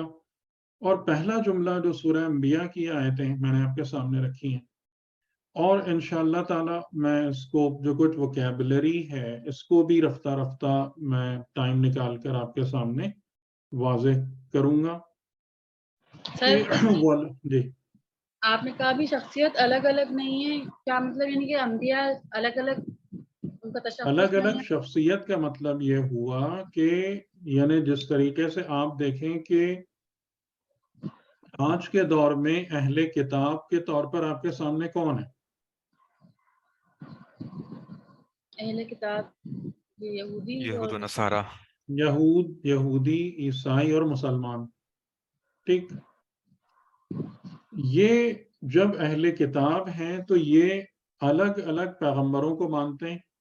یعنی یہودیوں کا جو دین ہے وہ حضرت موسیٰ علیہ السلام ہے، عیسائیوں کا جو دین ہے وہ حضرت عیسیٰ ہیں، مسلمانوں کا جو دین ہے وہ رسول خدا ہے. جی ٹھیک، اچھا، اب یہ جن پیغمبران کو مان رہے ہوتے ہیں ان کو ایک سیپریٹ پرسنالٹی کے طور پر مان رہے ہوتے ہیں، یا پورے نظام نبوت اور رسالت کو دیکھتے ہوئے اس کے ایک جلوے کے طور پر قبول کر رہے ہوتے ہیں؟ نہیں، یہ لوگ مطلب ایک نبی کو ہی مان رہا ہے میرا خیال ہے. ایک الگ شخصیت کے طور پر مان رہے ہیں نا پیغمبر کو، یہ مطلب ہے میرا. ٹھیک ہے، کہ یعنی ہر ایک جو مان رہا ہے یعنی جیسے مثال کے طور پر کہ ہم اگر ایون امام علی علیہ السلام کو بھی مانتے ہیں، زیادہ تر جو لوگ اپنے کو شیعہ کہتے ہیں، تو وہ بھی ایک پرسن کے طور پر ماننے، ایک شخصیت کے طور پر ان کو قبول کرتے ہیں، اور زیادہ تر اس شخصیت کو بھی کس حوالے سے قبول کرتے ہیں؟ اس کی اپنی صفات کی بنیاد پر کم، اور اس کو دوسروں کے مقابلے میں کھڑا کر کے زیادہ. صحیح کہہ رہا ہوں غلط کہہ رہا ہوں؟ جی سر، کمپیریزن میں زیادہ مانتے ہیں بنسبت اس کے کہ ہم امام علی کو خود جانے کہ وہ کیا تھے. جی ٹھیک ہے. تو لیکن اگر کوئی یہ کہے، اس بات کو قبول کرے کہ امام علی علیہ السلام جو ہے نا، وہ ٹھیک ہے، ان کی شخصیت کہ وہ ایک جگہ پہ رہے، ایک زندگی گزاری، مختلف چیزیں، یہ تاریخ یہ سب آتی ہے سامنے، لیکن حقیقتاً علی جو ہے نا وہ علم، سخاوت، شجاعت، مثال کے طور پر یہ اعلیٰ انسانی صفات کے مظہر کو علی کہتے ہیں. ایسے کتنے لوگ آپ کو ملیں گے؟ ٹھیک ہے. تو یعنی ٹھیک ہے؟ انبیاء سے جو پہلا جملہ بولا کہ انبیاء، رسول اور اوصیاء، ان سب پر یہ پورا نظام ولایت انحصار کرتا ہے، مطلب ان کے ان میں وحدت ہونی چاہیے. یہ پورا ایک نظام ہے، نظام واحد ہے. ہمیں اسی طرح اس کو سمجھنا بھی چاہیے. بالکل، اور اسی طریقے سے اس پر ایمان لانا چاہیے، اور اسی طریقے سے اس کو برتنا چاہیے اپنی زندگی میں. یعنی آپ اس بات پہ غور کریں کہ قرآن جو ہے وہ رسول خدا پر، آخری پیغمبر پر نازل ہوئی ہے نا جی کتاب. جی آپ اس بات پر غور کریں اور مجھے اس کا جواب بتائیں کہ اس کتاب میں انبیاء ما سبق کا ذکر اتنا زیادہ کیوں ہے؟ کیونکہ وہ کیا ریزن آپ کو سمجھ میں آتا ہے؟ خدا بھی وہی پیغام لے کے آئے نا جو حضرت آدم لے کے آئے. نہیں، یہ کیا بات ہوئی؟ یہ تو 2 جملوں میں یہ بات کہی جا سکتی تھی. اتنا جو تمام انبیاء کی سیرت اور طریقے اور زندگی اور معاملات کو بیان کیا گیا، تو کیوں بیان کیا گیا؟ بھئی رسول کے بارے میں بیان کرتا، جنرل ہدایات ہوتی، اخلاقیات کی باتیں ہوتی، یہ سب ہوتا، بس ختم. اتنے انبیاء کے تذکرے کی ضرورت کیا تھی؟ آپ نے اس بات پہ کبھی غور نہیں کیا؟ عبرت حاصل کرنے کے لیے. یہ تو جو ظاہری طور پر کہا جاتا ہے کہ انبیاء کیوں؟ اور بھی لوگ ہو سکتے تھے. انبیاء کیونکہ نمائندے اللہ تعالیٰ کے. خدا آپ کو یہی سمجھانا چاہتا ہے کہ یہ نظام ایک نظام ہے. جتنے میں نے انبیاء اور رسول بھیجے ہیں وہ سب ایک لڑی میں پروئے میں. ٹھیک ہے. اس کو اس طریقے سے نہیں ہے کہ یہ الگ الگ پرسنالٹیز تھیں جو ایک خاص دور میں پیدا ہوئے اور انتقال کر گئے، بلکہ مکمل نظام ولایت جو ہے وہ اس پورے سلسلے کا نام ہے. اور جو اس میں اس کو نہیں جانتا اور پہچانتا، وہ پھر اس کی حقیقت تک پہنچ نہیں پاتا. جیسے سورہ بقرہ کی آیت نمبر 285 ہے، آمن الرسول بما انزل الیہ من ربہ والمؤمنون کل آمن باللہ وملائکتہ وکتبہ ورسلہ. صحیح، ملائکہ پہ، کتاب پہ اور رسول پر ایمان. رسول پر نہیں، رسولوں پر، رسولوں پر، رسولوں پر، کتبہ تمام کتابوں پر. اور یہ ایمان کون لا رہا ہے؟ رسول خود ایمان لا رہے ہیں. یہ جو ایمان بیان ہو رہا ہے تو یہ فقط مومنین کا ایمان بیان نہیں ہو رہا. آمن الرسول بما انزل الیہ من ربہ والمؤمنون، اور کلن، یہ سب کے سب، آمن باللہ وملائکتہ وکتبہ ورسلہ. تو یہ تمام کی تمام چیزیں قابل غور ہیں یا نہیں ہیں؟ جی سر. اب ہم کیسے ایمان رکھتے ہیں رسولوں پر اور کتابوں پر؟ ہمیں کچھ پتہ ہی نہیں ہے. ہمیں اپنے نبی کا نہیں پتا ہے تو باقی انبیاء کا تو یہ نظام ولایت اس کل نظام کو کہتے ہیں. ٹھیک. جی سر سمجھ گیا. یعنی تمام جو نظام ہے از اول تا آخر، یعنی حجت اول سے لے کر حجت آخر تک کا جو پورا نظام ہے، یہ پورا نظام ولایت ہے اور ہدایت ہے.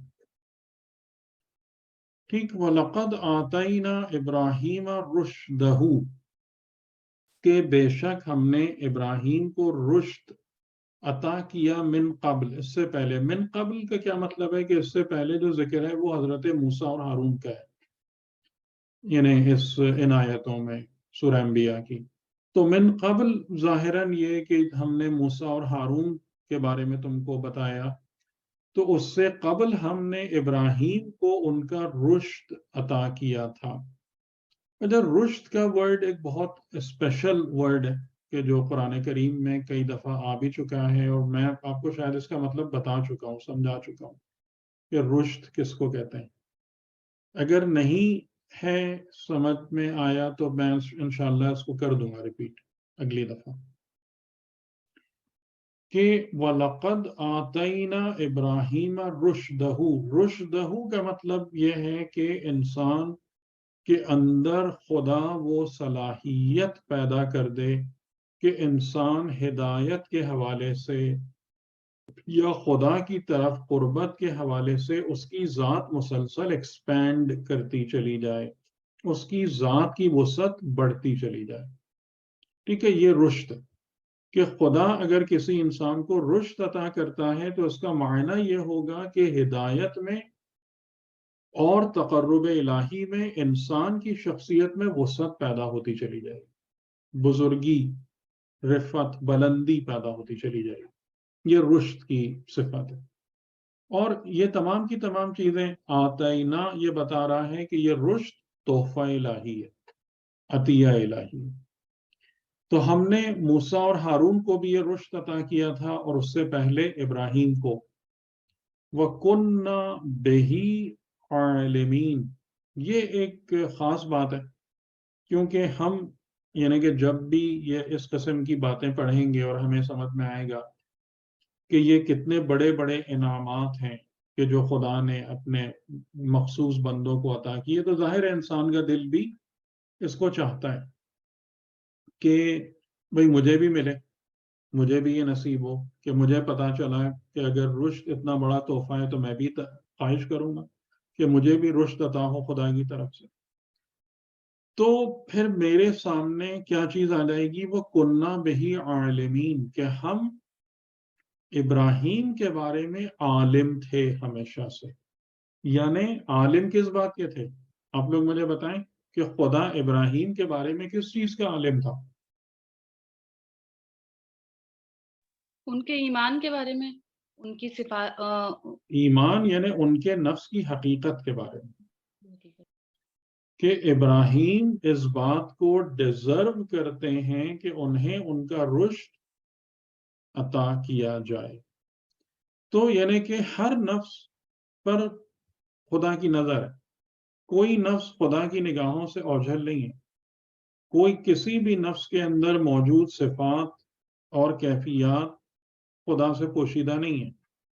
اور آپ کو حقیقتاً کچھ بھی مانگنے کی ضرورت نہیں پڑتی خدا سے، بلکہ وہ جو کچھ بھی آپ کے اندر ہے اس کی بنا پر مانگنے سے بہت پہلے خدا آپ کو وہ سب کچھ عطا کر چکا ہوتا ہے جو آپ ڈیزرو کر رہے ہوتے ہیں، بلکہ ڈیزرو سے بہت زیادہ ہی عطا کر دیتا ہے. ٹھیک، تو کنّا بہی عالمین، ہم اس کے لیے اس کے بارے میں ہم عالم تھے، یعنی ہم ہمیشہ سے جانتے ہیں کہ ان کے یا دوسروں کے نفس کی حالت کیا ہے. تو ابراہیم اس بات کو ڈیزرو کرتے تھے کہ ان کو یہ تحفہ ملے. اب اس کو آگے ہم بڑھتے ہیں تو انشاءاللہ ہم کو سمجھ میں آتا ہے کہ کیوں ڈیزرو کرتے تھے، یعنی کہ وہ کون سی چیزیں ہوتی ہیں کہ جن کی بنا پر خدا اپنی بارگاہ سے ان عظیم تحفوں کے عطا کرنے کے لیے انسانوں کو حقدار سمجھتا ہے. اذ قال لأبیہ، اب یہ تو ابراہیم کی ایک فضیلت بیان ہوئی نا کہ ابراہیم خدا کی بارگاہ سے صاحب رشد ہے. اب اس کے بعد ان کی زندگی کے مختلف ایام اور ادوار، اور اس کو آپ کہہ سکتے ہیں کہ یہ ان کی زندگی کا اسٹیج نمبر 1 ہے، کہ یعنی جن انبیاء کے بارے میں قرآن کریم نے تفصیلاً ذکر فرمایا ہے تو ان کی زندگیوں کو آپ مختلف اسٹیجز میں ڈیوائڈ کر سکتے ہیں، کلاسیفائی کر سکتے ہیں. تو یہ حضرت ابراہیم علیہ السلام کی زندگی کی پہلی اسٹیج، پہلا مرحلہ ہے. اور اس کا بھی جو بیک گراؤنڈ بتایا گیا، یہ اس کا ذکر قرآن میں نہیں ہے. جیسا میں نے پہلے ہی آپ لوگوں سے کہا تھا کہ قرآن میں ہسٹری اور جغرافی نہیں ہے، قرآن نے اس کو اہمیت نہیں دی، کیونکہ قرآن چاہتا ہے کہ ہم اگر کسی شخصیت کے بارے میں بھی پڑھیں تو اس کے حوالے سے ہدایت اور حقائق ہم پر روشن ہوں، نہ کہ ہم واقعات یا اس قسم کی تفصیلات میں الجھ کے رہ جائیں. تو اس کا جو بیک گراؤنڈ بتایا جاتا ہے واقعات اور روایات میں کہ حضرت ابراہیم علیہ السلام کے پاس بھی وہ مسئلہ تھا ان کی پیدائش کے وقت کہ حضرت ابراہیم کہاں تھے؟ ملک بابل. ملک بابل، بیبیلون، یہ زمانہ قدیم کی جو ہے بہت ہی مشہور ترین اور ترقی یافتہ ترین تہذیب تھی. اور یہ کس جگہ پر موجود تھے؟ یہ یعنی کہ جہاں آج آپ کا عراق اور سائپرس اور ٹرکی اور اس قسم کے علاقے، مطلب ان کو اگر آپ ملائیں جلائیں تو وہ علاقہ جو تھا وہ ان کے زیر سلطنت تھا. اور ان کا بادشاہ کون تھا؟ نمرود، کہ وہ بھی تاریخ میں ایک مشہور شخصیت ہے، نمرود. تو اس کو بھی نجومیوں نے، کاہنوں نے بتایا تھا کہ ایک بچہ پیدا ہونے والا ہے جو تمہاری سلطنت کو نقصان پہنچائے گا، ڈسٹروائے کرے گا. تو اس نے بھی وہی سارا کام شروع کیا تھا فرعون والا، کہ نیو بورن جو بچے تھے ان کو قتل کرانے کا. تو حضرت ابراہیم علیہ السلام کی والدہ نے ان کی پیدائش کے ساتھ ان کو شہر کے باہر، مطلب ولادت کے وقت شہر سے نکل گئی تھی کہ سپاہیوں کو پتہ نہ چلے. اور پھر ان کی جب ولادت ہوئی تو ایک غار میں ان کو پوشیدہ کر کے آ گئی تھی، اور خاموشی سے دن بھر میں جا کر ان کی ضروریات پوری کر کے آ جاتی تھیں. تو حضرت ابراہیم علیہ السلام کے ساتھ جو خدا نے کیا ایک معجزہ، وہ یہ تھا کہ ان کی جو گروتھ تھی، یعنی ان کا بڑھنا تھا، وہ بہت تیزی سے ہو رہا تھا. تو یعنی کہ سمجھ لیں، شاید اب ایگزیکٹ تو نمبر میں نہیں معلوم، کہ 1 سال کے اندر حضرت ابراہیم علیہ السلام ایک نوخیز لڑکے کے برابر ہو گئے. یعنی 11-12 سال کے جو ان کا سن تھا، 11-12 سال کا جو ان کا سن تھا وہ اتنے بڑے ہو گئے. ٹھیک. تو اس میں یعنی کہ اب جو یہ واقعات بیان ہو رہے ہیں، یہ کس وقت کے واقعات ہیں؟ کہ جب حضرت ابراہیم علیہ السلام، آپ کہہ لیجئے کہ وہ غار سے نکل کر، یعنی اپنی آئسولیشن سے نکل کر پہلی دفعہ اپنے شہر میں آئے. اور کیونکہ وہ بہت جلدی اتنے بڑے ہو گئے تھے تو ظاہر ہے ان کو دیکھ کے کوئی یہ بھی نہیں سمجھ سکتا تھا کہ یہ کوئی تھوڑے دن پیدا ہونے والا پہلے والا بچہ ہے یا کیا، اس قسم کی بات. تو یہ ایک ہسٹوریکل بیک گراؤنڈ ہے، اس میں کچھ پلس مائنس ہو سکتے ہیں چیزوں کا، لیکن میں نے اس لیے آپ کو بتا دیا کہ تاکہ اس سے ہم ذرا تفسیر میں بھی ایک فائدہ اٹھائیں گے اس بیک گراؤنڈ سے. کہ اذ قال لأبیہ وقومہ ما ہذہ التماثیل، کہ جب ابراہیم نے کہا اپنے اب کا جو ظاہری ترجمہ ہے فادر، اور اس سے مراد لیا جاتا ہے آذر، کہ اپنے اب سے کہا اور قوم سے. ما ہذہ التماثیل، ما یعنی کیا، ہذہ دس یا دیز، تماثیل. تماثیل کا مطلب یہ ہوتا ہے کہ آپ کوئی ایسی چیز بنائیں جو کسی اور کی ریپریزنٹیشن ہو یا کسی اور کو ریپریزنٹ کر رہی ہو. یعنی جیسے مثال کے طور پر کہ آپ اگر ایون ٹی وی میں اپنے موبائل اسکرین پر بھی جو کچھ دیکھتے ہیں، آڈیو یا ویڈیو یا امیجز، تو وہ بھی تمثیل ہوتی ہے. یعنی وہ کسی کی ریپریزنٹیشن ہوتی ہے، اس کا ایک ایفیکٹ یا ریپلیکا ہوتا ہے کہ جو آپ کی اسکرین پر آ رہا ہوتا ہے. ٹھیک ہے. تو ما ہذہ التماثیل، تو یہ کس طرف اشارہ ہے کہ جب وہ اپنے شہر میں آئے تو انہوں نے کیا رنگ دیکھا کہ جناب ہر جگہ تصویریں ہیں، مجسمے ہیں، آرٹ ورک ہے، پینٹنگ ہے، اور ظاہر ہے اس میں عجیب عجیب شکلیں، اور وہ سب یعنی کہ بت پرستی کا یا اس قسم کے دیوی دیوتا پرستی کا دورہ ہے. تو یہ جملہ خود بتا رہا ہے کہ یہ حضرت ابراہیم جو ہے نا وہ اس قوم کے اندر پلے بڑھے نہیں ہیں. یہ کیونکہ کوئی بھی بچہ اگر کسی نیشن میں پل بڑھ کر جوان ہوگا تو وہ یہ تھوڑی پوچھے گا کہ یہ کیا لے آیا, یہ کیا چیز ہے جس کے ساتھ آپ لگ کے بیٹھے ہیں. تو یہ نہیں کہ جب وہ وہاں پر آئے تو انہوں نے اس چیز کو دیکھا. اچھا, حضرت ابراہیم علیہ السلام کا سوال آپ اگر غور کریں کہ کوئی لڑکا ہے 11 12 13 سال کا, اور اگر وہ ایک جگہ پہ آتا ہے, اس نے پہلے ہیومن لائف کا ایکسپیرینس نہیں کیا ہوا ہے, اور اگر وہ ایک ایسی جگہ پر آتا ہے کہ جہاں پر رنگ برنگی تصویریں ہیں, بڑے بڑے قد آدم یا اس سے بھی بڑے مجسمے ہیں, اور شکلیں صورتیں اور نہ معلوم کیا کیا بک رہا ہے, تو وہ جو ہے اس میں زیادہ انٹرسٹ لے کے خود بھی اس میں کھیلنا کودنا انجوائے کرنا اس میں لگے گا, یا اس کو کوشچن کرے گا کہ یہ سب کیا ہے, یہ کیا چیز ہے. انتم لہا عاکفون, عاکف یعنی جیسے رمضان میں آپ اعتکاف کا سنتے ہیں کہ کسی جگہ پر جم کر بیٹھ جانا. ٹھیک ہے, اعتکاف کا یہی مطلب ہوتا ہے نا کہ یہاں سے ہلنا نہیں ہے. تو عاکفون کے یہ تماثیل, یہ سب شکلیں جو مختلف نوعیت اور قسموں کی نظر آ رہی ہیں, یہ سب کیا ہے کہ جن کے پاس تم جم کر بیٹھے ہوئے ہو, ان کے پاس سے ہلتے نہیں ہو, ان کے لیے تم اتنا ڈیووٹڈ ہو, یہ سب کیا ہے. تو حضرت ابراہیم علیہ السلام اتنی ینگ ایج میں یہ فرق کیوں آ رہا ہے؟ ظاہراً ہم کہیں گے کہ جی اس لیے کہ وہ رسول تھے, نبی تھے, یا اس سے بھی مطلب ایک جو جواب ہے, جو گہرا جواب, یعنی جو زیادہ پراپر جواب ہے, وہ یہ ہے کہ ہر انسان جس کی فطرت اور عقل کا نور زندہ ہوتا ہے یا اس پر پردے نہیں پڑے ہوئے ہوتے, وہ یہی بات کرے گا جو حضرت ابراہیم نے کی تھی. کیونکہ فطرت آپ کو سب سے پہلے جس چیز کی طرف لے جاتی ہے وہ اس کی طرف لے جاتی ہے کہ من ربوں کا. فطرت کا پہلا سوال یہی ہوتا ہے کہ میرا رب کون ہے, کس کی پرستش کرنا ہے, مجھے کس نے بنایا ہے, مجھے کس نے خلق کیا ہے, یہ نظام کس کا ہے جو مجھے دکھ رہا ہے.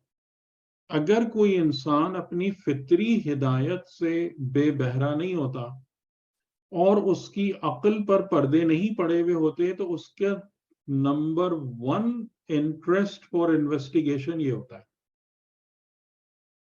ٹھیک, یہ فطری سوال جو ہے نا نمبر 1 یہی ہے کہ میرا رب کون ہے, میرا خالق کون ہے, اس کائنات کا پیدا کرنے والا کون ہے.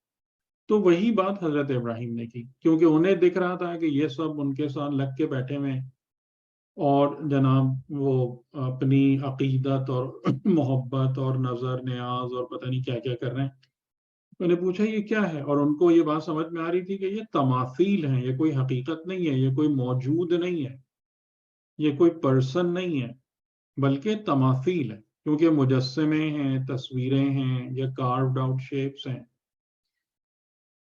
تو جو لوگ تھے وہاں پر, یعنی شاید ان میں آزر بھی موجود ہو, قالو کیونکہ ملٹیپل ہے کہ دے, ان لوگوں نے جواب دیا, کہا وجدنا, ہم نے پایا, آباءنا, اپنے آبا کو, اپنے اجداد کو, لہا, اس سب کے لیے, عابدین, عبادت کرنے والا یا بندگی کرنے والا. عابد ہم نے اپنے آباء و اجداد کو ان سب چیزوں کے مقابلے میں پایا.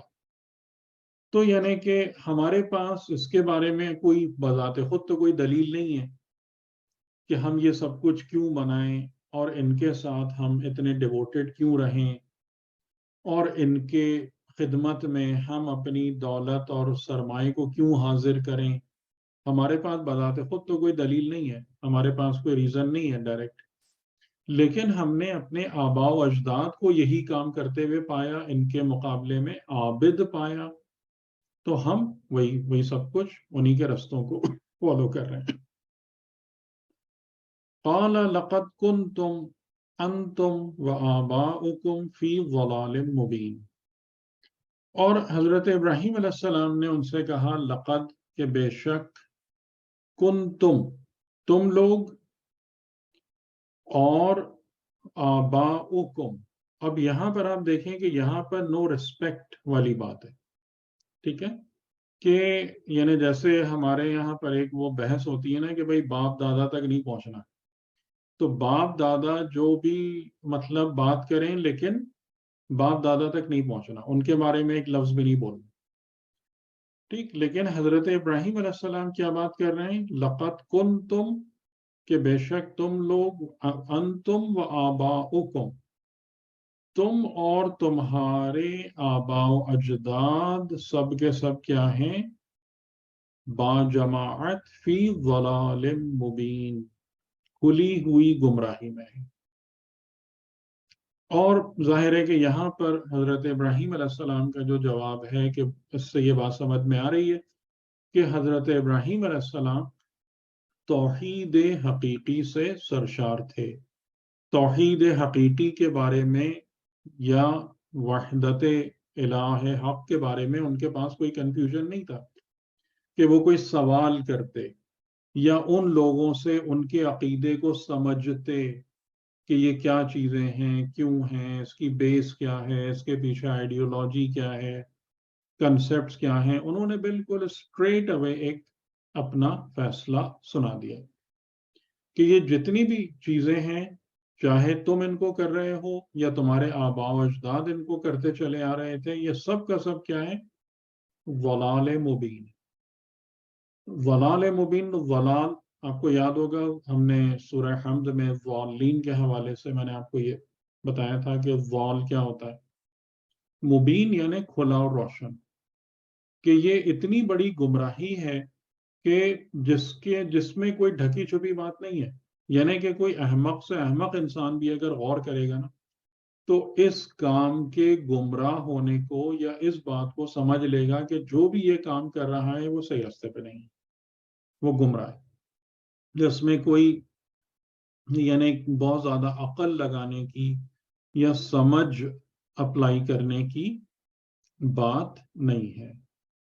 ٹھیک, اچھا تو اب آپ کو اندازہ ہو ہی رہا ہوگا کہ حضرت ابراہیم علیہ السلام کے اور یہ واقعات مطلب اس میں کتنی ڈیپتھ بھی ہے اور اس کا پھیلاؤ بھی کافی ہے. تو میں انشاءاللہ اگلی دفعہ اب آپ لوگوں سے شروع میں سوال نہیں لوں گا, پھر ہم حضرت ابراہیم کو ہی لے کے چلیں گے نیکسٹ ٹائم انشاءاللہ, تاکہ ہم پھر ایک اچھا خاصا کانٹینٹ کور کر کے اور پھر ایک مطلب ہمارے سامنے ان کی جو حیات طیبہ ہے اس کے حوالے سے بھی ایک پوری پکچر بننا شروع ہو جائے. تو ہمیں یہ بات سمجھ میں آ گئی کہ حضرت ابراہیم علیہ السلام کا جو پہلا انکاؤنٹر تھا کہ جب وہ اپنی قوم میں آئے ہیں, اپنی قوم کے سامنے نمودار ہوئے اور وہ ان کے اپنے اب سے بھی تھا. اور اگر ہم اہل بیت علیہ السلام کی تفاصیر کو دیکھیں تو یہاں پر اب یعنی آزر جو ہے حضرت ابراہیم کا والد نہیں ہے, ان کا کوئی بزرگ خاندان ہے یا بزرگ قبیلہ ہے. اس طریقے سے یعنی کہ اس عنوان سے اس کو اب کہا گیا ہے کہ یہ سب کے سب ایک طرف اور ابراہیم تنہا ایک طرف. اور یہ جو ڈسپیوٹ کھڑا کیا تھا یہ خود حضرت ابراہیم نے کھڑا کیا تھا. ٹھیک ہے, کہ اس ڈسپیوٹ کو انیشیٹ کرنے والے اور اس کی ابتدا کرنے والے وہ خود ہی تھے کہ جب انہوں نے فوراً ان کے عقائد اور ان کی پریکٹسز کو فوراً اس پر سوال کر دیا اور ان سے یہ بات کہی کہ بھائی بتاؤ یہ سب کیا ہے, اور انہوں نے جو بتایا اس کو کھلی ہوئی گمراہی بھی قرار دے دیا. تو اب آپ کو پتہ ہی ہے, اندازہ یہ کہ اب اس کے بعد صورتحال کہاں جائے گی, ایک کلیش اور ایک مطلب مجاہدے یا مقابلے کی طرف جائے گی. ٹھیک ہے, تو میں یہاں تک روکتا ہوں. اللہم صلی علی محمد وآل محمد. ابھی تک جو ہم نے بات کی اس پر اگر آپ میں سے کوئی کچھ پوچھنا چاہے. جی, اس میں ایک جو ٹیک اوے ہے وہ ہے کہ ہم نارملی جو دوسرے انبیاء ہیں ان سے اتنا اٹیچ نہیں ہوتے ہیں. یہ بات بالکل صحیح ہے کہ ہم حضرت ابراہیم، حضرت موسیٰ، عیسیٰ اور جتنے بھی ہیں، تو اس کے لیے ایک تو یہ کہ قرآن کا ہم مطالعہ کریں اور ان سے سبق حاصل کریں. ٹھیک ہے. اور یعنی ہم اٹیچ ہونے جی میں بھی جو میں کہہ رہا ہوں نا کہ وہ پورا جی ایک نظام ہدایت جو ایک یکتائی کا اسپیکٹ رکھتا ہے نا، وہ اس تک پہنچنا جو آسان نہیں ہے، اس پر ایفرٹ کریں. اور ان حضرات کو الگ الگ پرسنالٹیز کے طور پر کہ یہ جناب یہ ان کے وہ لیڈر ہیں یا ان کے لیڈر ہیں، یہ فلاں ہیں یا یہ گزر گئے، یہ والی بات نبوت، نبی، انبیاء اور رسول کے حوالے سے درست نہیں ہے. جی اس کی شاید ایک وجہ ہمارے لاشعور میں کہیں یہ ہوتی ہے کہ ہم لوگوں نے یہ بنایا ہوا ہے، جیسے تلک الرسول فضلنا والی آیت میں ہے کہ یہ بہت بڑے نبی ہیں، یہ ان کے مقابلے میں ہمارے حساب سے مطلب کم ہو گئے فضیلت میں. اور ہم اوور آل جو ہے وہ جو جنرل پرسپیکٹیو ہے کہ ہم تو آئمہ، اپنے آئمہ اور رسول اللہ کے سامنے جو ہے نا کسی کو کچھ سمجھتے ہی نہیں. نارملی یہی ہے، یعنی سب ایکول ہے ہمارے حساب سے. تو یہ پرسپشن ختم کیسے کر سکتے ہیں کہ جیسے یہ اولو العزم پیغمبر ہیں اور ہم اس لیول تک جا نہیں پاتے ہیں کہ ہم ان کو بھی اسی نہیں، طرح سے ظاہر ہے لا کہ کے دیکھیں سوچیں. یہ تمام کی تمام باتیں تو آپ اگر قرآن کا مطالعہ کریں گے، جیسے ہم نے ابھی 3-4 انبیاء کا ذکر کیا، تو بہت ساری باتیں الحمدللہ کھل کر آئی آپ کے سامنے.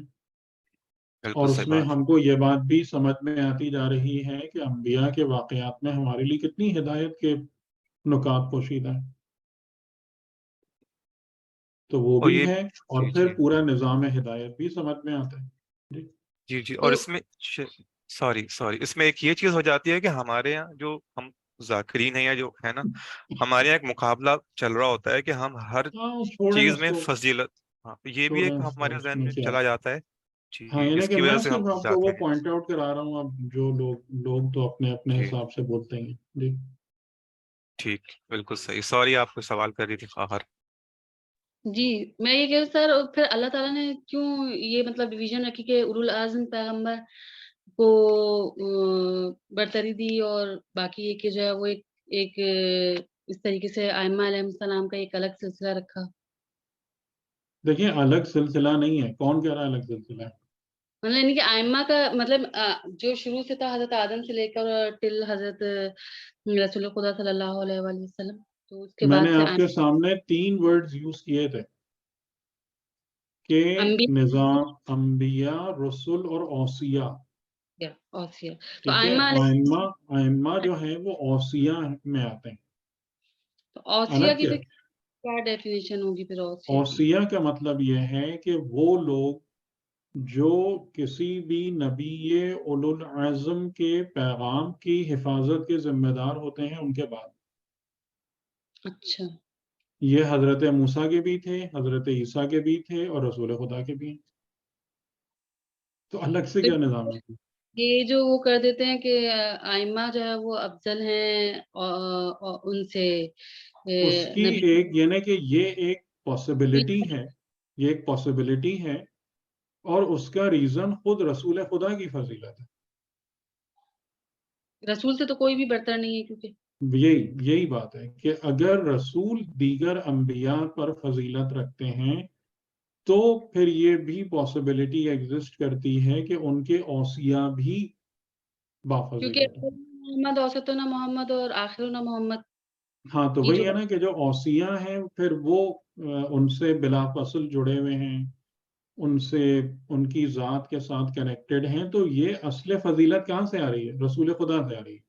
سے آ رہی ہے، ان سے منسوب ہونے کی وجہ سے آ رہی ہے. جی کہ ان کی وصایت جو ہے وہ اس بات کا سبب بن رہی ہے کہ وہ باقی دیگر حضرات سے بافضیلت ہوں. لیکن بافضیلت ہونے کا مطلب یہ تھوڑی ہے کہ آپ نظام، یعنی جیسے مثال کے طور پر ایک کوئی بھی سسٹم آپ کا چل رہا ہوتا ہے تو سسٹم کے اندر خالی آپ بیٹھ کے لوگوں کی گریڈز دیکھتے رہتے ہیں کیا؟ نہیں سر، ہم؟ لیکن آپ کسی بھی ادارے کو اس طریقے سے چلا سکتے ہیں؟ جی سر سوری.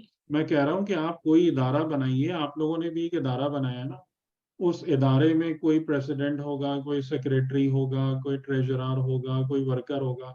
آپ ہر وقت بیٹھ کے اسی کا حساب کرتے رہیں. کہ کون کتنے بڑے درجے پر فائز ہے. چلے گا آپ کا ادارہ؟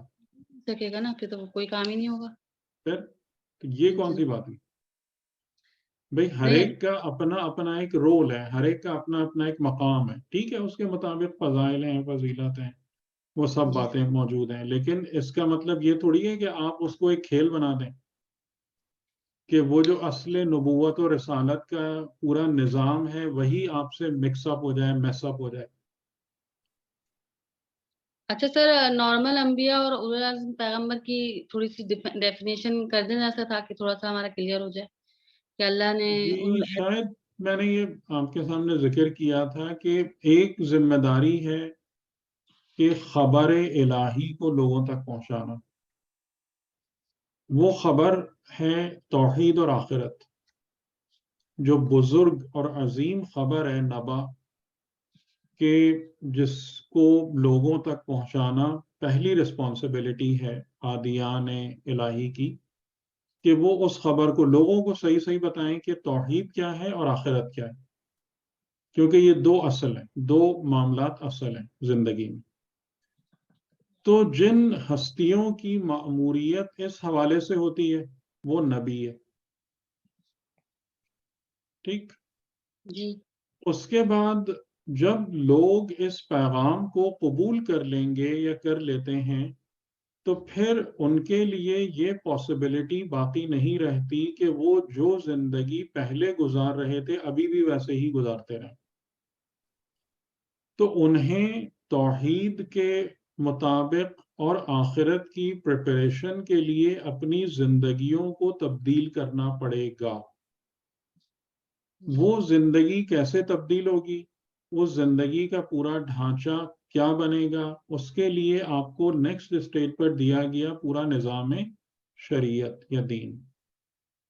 تو جن ہستیوں کی یہ ذمہ داری تھی کہ وہ نظام شریعت اور دین لوگوں کے پاس جائیں اور بتائیں اور ان کو خود عمل کر کے دکھائیں اور ان کو اس رستے پر لگائیں, تو وہ کون ہوئے؟ رسول. اچھا ٹھیک, بات سمجھ میں آ گئی؟ جی جی سر. اور ان رسولوں میں جو ہے وہ مطلب کچھ جو تھے کہ وہ تھے کہ جن کی پھر شریعت آن ٹاپ موسٹ تھی, کہ جن کا دیا ہوا نظام, جیسے ابھی میں نے آپ کو بتایا نا قرآن کی آیتوں سے, کہ جو نظام اور سنتیں حضرت ابراہیم علیہ السلام نے قائم کی تھی وہ خدا نے پریزروڈ رکھی ہیں پوری آگے آنے والی نسلوں تک, وہ ختم نہیں ہوئی ہیں. ایسے ہی مطلب کہ جن کے پاس جو بڑے اسکیل پر یا جنہوں نے ایک باقاعدہ کہہ لیں گلوبل لیول پر جو نظام شریعت اور نظام زندگی اور حکومت اور وہ ہے, تو وہ یعنی انبیاء, ان کی اپنی فضائل اور کرامات بھی ہیں. میں یہ نہیں کہہ رہا کہ خالی انبیاء اولو العزم انہی سے ہی پہچانے جاتے ہیں, لیکن یہ ان کے ساتھ مخصوص ہے. اور اس کے بعد جو رینک نمبر 4 ہے, 3, نبی, رسول اور پھر امام, کہ جب رسول آپ کو ایک پورا زندگی گزارنے کا طریقہ بتاتے ہیں کہ جو ظاہری زیادہ ہوتا ہے شریعت میں, مطلب شریعت جو ہے وہ ظاہر سے باطن کی طرف جاتی, تو پھر جب لوگ شریعت پر آ جاتے ہیں, شریعت کی پابندی کرنے لگتے ہیں, تو ان کے لیے پھر ایک اور دروازہ کھلتا ہے, اور وہ دروازہ کھلتا ہے اسرار شریعت کا, شریعت کی حقیقتوں کا, کہ نماز کی حقیقت کیا ہے, روزے کی حقیقت کیا ہے, اس سے کنیکٹ ہو. تو وہ ہستی جو اس بات کی ذمہ داری رکھتی ہے خدا کی طرف سے کہ لوگوں کو اسرار شریعت کی طرف لے جائیں اور اس بارے میں ان کی رہبری اور رہنمائی کرے, وہ ہے امام. ٹھیک, تو یہ وہ رینکس ہیں, یہ وہ عہدے ہیں جن کو خدا نے مطلب نظام ولایت میں نبوت بھی ہے, رسالت بھی ہے اور امامت بھی ہے, اور ہر ایک کی اپنی ذمہ داری. درجے ہو گئے نا کہ پہلے درجے پہ خالی آپ جو وہ دین پہنچا رہے ہیں, اس کے بعد پھر دین کی لیکن میں آپ کو ایک بات سمجھا دوں کہ حضرت ابراہیم علیہ السلام نبی سے لے کر امام تک سب ہیں. ہاں کیونکہ ان کی ضروریت میں امام ہے نا. نہیں نبی سے، وہ خود نبی سے لے کر امام سب ہیں. ہاں ان کو امامت کا ملا ہے. وہ نبی بھی ہیں، رسول بھی ہیں، امام بھی ہیں. تو یہ امام خالی آپ 12 امام نہ سمجھیں. نہیں وہ سمجھ میں آ رہا ہے ٹھیک سر. ہے، یعنی کہ جو امامت ہے، جو خدا کا عہدہ ہے، تو وہ بہت سارے انبیاء اور رسول کے پاس بھی تھا. یعنی کہ جیسے رسول خدا خود بھی امام تھے. یعنی اس کا مطلب یہ وہ کہ حضرت ابراہیم علیہ السلام نے تینوں چیزوں کو، مطلب تینوں جو کام تھے ان کو اپنی شخصیت میں وہ سمیٹا ہوا تھا، تینوں کام کیے اپنی اپنی ملت. شخصیت کسی انسان کی اپنے بس کی بات نہیں ہوتی ہے، یہ خدائی ہوتے ہیں. وہ تو وہ کوئی آپ خود کہہ سے نہیں کرتا، وہ کوئی خود سے نہیں کرتا ہے. ابراہیم کو عطا کیا. جی جی، یہ کسی کے خود سے نہیں ہے کہ کوئی امام بن جائے یا رسول بن جائے. یہ تو یہ سب منسوخ من اللہ ہوتا ہے. جی بالکل بالکل. تو یعنی کہ جیسے انبیاء اولو العزم ہیں، موسٹ لائکلی وہ نبی بھی ہیں، رسول بھی ہیں، امام بھی ہیں. ٹھیک ہے سر. تو اس کے بعد رسول خدا کے بعد کیا ہوا کہ نبوت اور رسالت والا کام ختم ہو گیا، امامت والا کام باقی رہ گیا. جی سر. ٹھیک ہے، کیونکہ امامت والا کام قیامت تک ختم نہیں ہوگا. جی سر ٹھیک. یہ ہے ان خدائی عہدوں کی تفصیل. جزاک چلیں، اللہ. اجازت. جی سر اللہ جی حافظ. سر. جزاک. ٹھیک ہے، جزاک اللہ. بہت شکریہ سر، بہت شکریہ. السلام. اللہ حافظ. جزاک اللہ حافظ. امام کی ضمانت.